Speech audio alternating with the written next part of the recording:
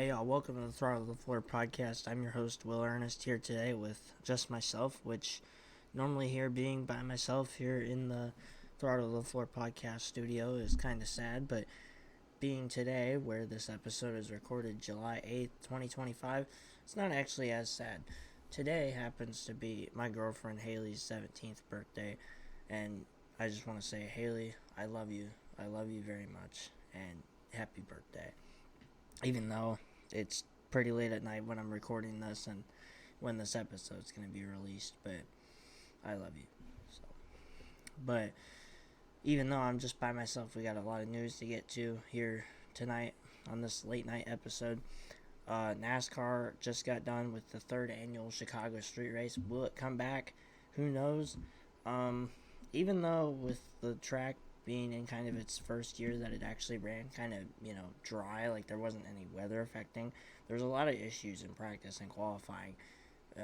All four Hendrick cars started in the back, and there were 10 cars that went to the rear of the field, including William Byron, who still leads the regular season points, but it's only down to 13 points over Chase Elliott. Byron, after like a lap or two, had his clutch go out, so he finished 40th dead last, and now his regular season championship points lead is just chopped down to pretty much nothing. But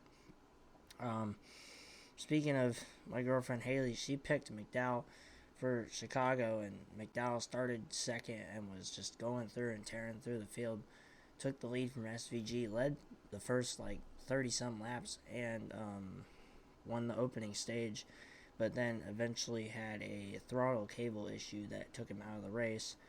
The other thing too, Hocevar, his McDowell's Spire teammate, he nailed the wall within the first few laps and created a parking lot on Michigan Avenue. It seems like every year that the Chicago street races run, there's always ends up being a big crash somewhere, and it ends up just making an absolute parking lot of the street course, which is ironic because, well, it's a street course, so yeah. But Spire had an interesting day. It was McDowell's win in stage one. That was the first ever stage win for Spire, but McDowell eventually ended up in the garage, finishing 32nd, and Hocevar ended up crashed out as well. So, not really great, but it is what it is. It was interesting because they kept saying that rain was going to keep coming, and towards the end of the race, it was looking like it was going to storm and fog, but the rain actually held off, so that was kind of nice. Now, whether the race does come back is yet to be seen. They could exercise their fourth-year option in the contract, although it sounds like from talks that it won't be on the July 4th date. They could go to Chicagoland, which would be the first time that track comes back since 2019. So at that point, if it comes back next year, it'd be 7 years since the last Cup race. I was at that last Cup race in 2019, so it'd be kind of a full circle there. Or they could go to another street course, particularly San Diego, which that has rumored to be in talks with as early as next year, but I don't know. I think 27 is more realistic, but I mean, if 26 works, 26 works. So, it was kind of interesting because I picked Reddick for the race, and he had ran up front for much of the day. He finished third in both stages, but late in the race, after trying to execute a one-stop strategy where he was trying to stretch it on fuel, Reddick came in late to pit for tires, restarted 15th within the last 9 or 10 laps, and drove all the way to third there, which was pretty impressive.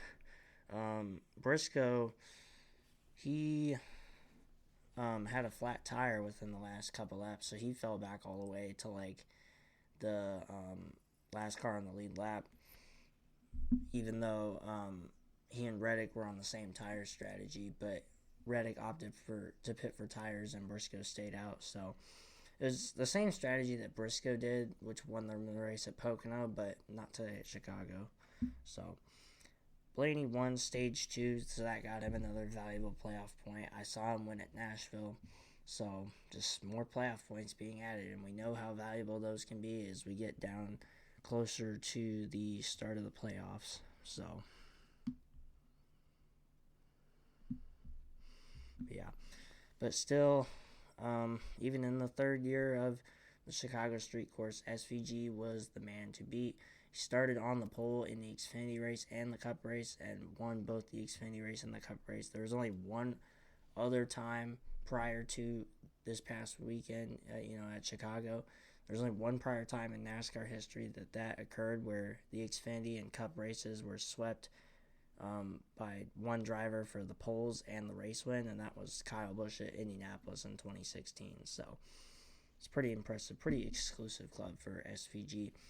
It's his second win at Chicago. Of course, he won in his debut race at Chicago in 23, and it's his second win of the year after the win at Mexico City. So now SVG with 2 wins, he's all the way up to like 4th on the playoff board, which is something.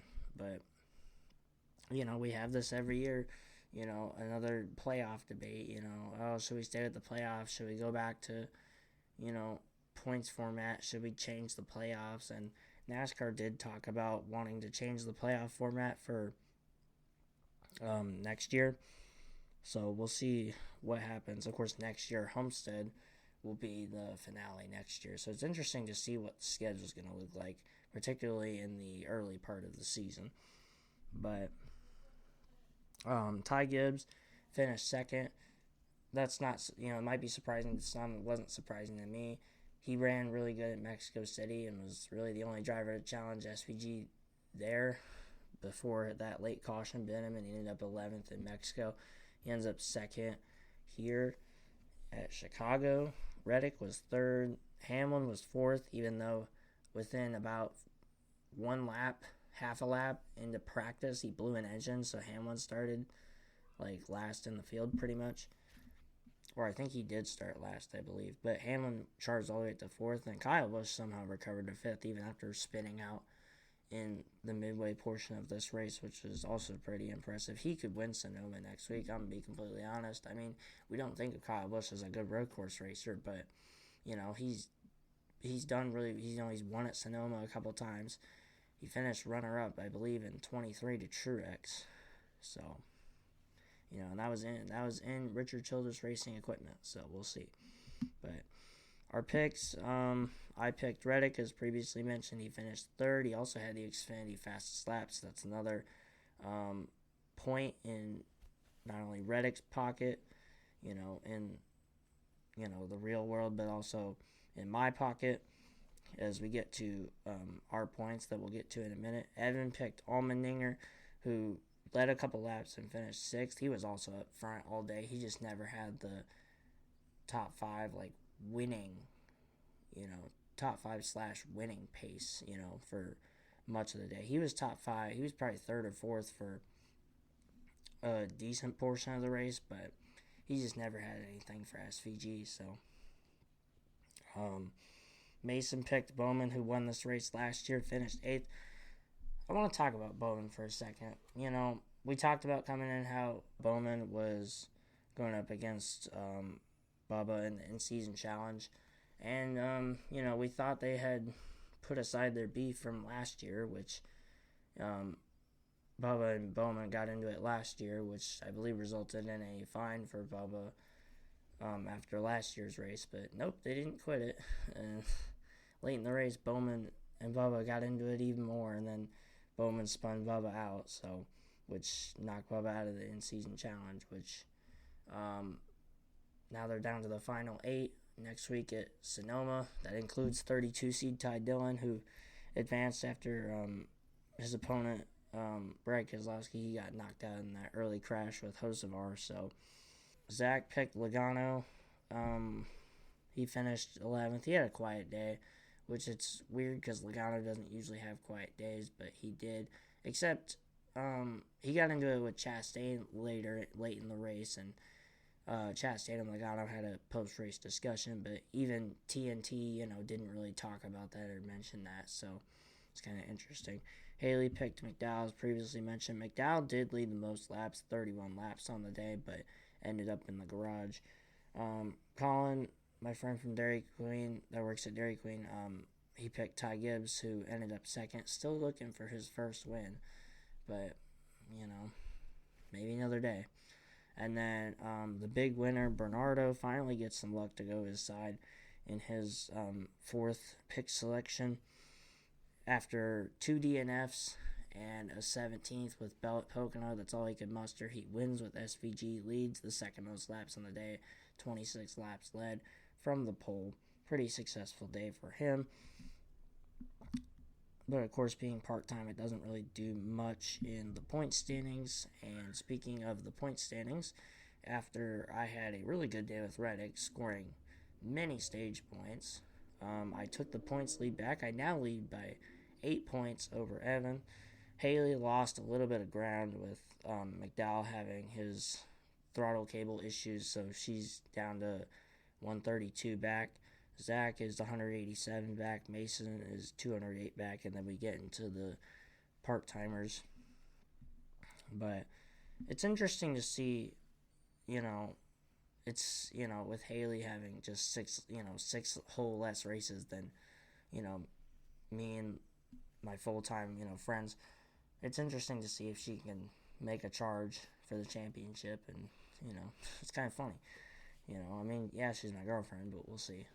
But I think she could do it, so we'll see. But speaking of that, we have picks for Sonoma next week. Another road course. Another round of the in-season tournament. Another chaotic track, depending on who you ask. I'm sticking with Reddick. Evan is taking Haley's pick from Chicago, taking McDowell. Haley is taking Colin's pick, which is Ty Gibbs. Colin, I don't know if he's going to give me a pick. He has not given me a pick as of today, but he might give it to me within the next couple of days. We'll see. Bernardo's going with Larson. Zach is going with Chase Elliott. And Mason is going with Chase Briscoe, which is kind of funny because Briscoe and Elliott, they're the last 2 minutes before SVG at Chicago. And nobody can pick SVG since he just won. And Stacy, who's Haley's mom, she's throwing her hat into the ring, picking Byron for Sonoma. So, competition's increasing, so we'll see who comes out on top. IndyCar had its own interesting race. They were at Mid-Ohio this past weekend. They had an interesting kind of track situation. Down in turn 4, there was a big bump, and there was tons of problems. So, the first lap, Joseph Newgarden spun around and ended up hitting the wall and was out of the race. Plus, Will Power, while pitting, had his car catch on fire. So, just another disaster for Team Penske. But, we'll see if Penske can recover. They had talked about all day about the elusive 2-stop strategy. It's been done before, but it was a question because the race was extended by about, an extra 10 laps or so.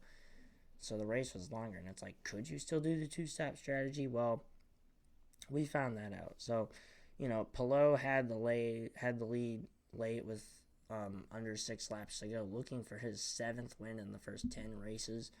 Only he and Kyle Kirkwood had won races up to that point. Palou's 6 races and Kyle Kirkwood the 3. But he got wide and off the track, and Scott Dixon, who was in second and it was on that 2-stop strategy, took the lead and took the win. It was his 59th career win and his first win since Detroit last year. Completing the podium was Christian Lundgaard, finishing 3rd. But it's Scott Dixon's 7th win at Mid-Ohio, which is the second most wins at one track in IndyCar history. And it's his 21st straight season with a win, which is the most all-time. And finally becomes a new winner in the 2025 IndyCar season, as we are just now past the halfway point. But looking forward to next week, NASCAR, as mentioned, is in Sonoma next week. Right now, of course, Sonoma is NASCAR's only race in California at the moment, but who knows, maybe San Diego can join the party with, a street race if Chicago gets replaced, or maybe San Diego takes the date of another track and Chicago street race just goes to Chicagoland. Who knows?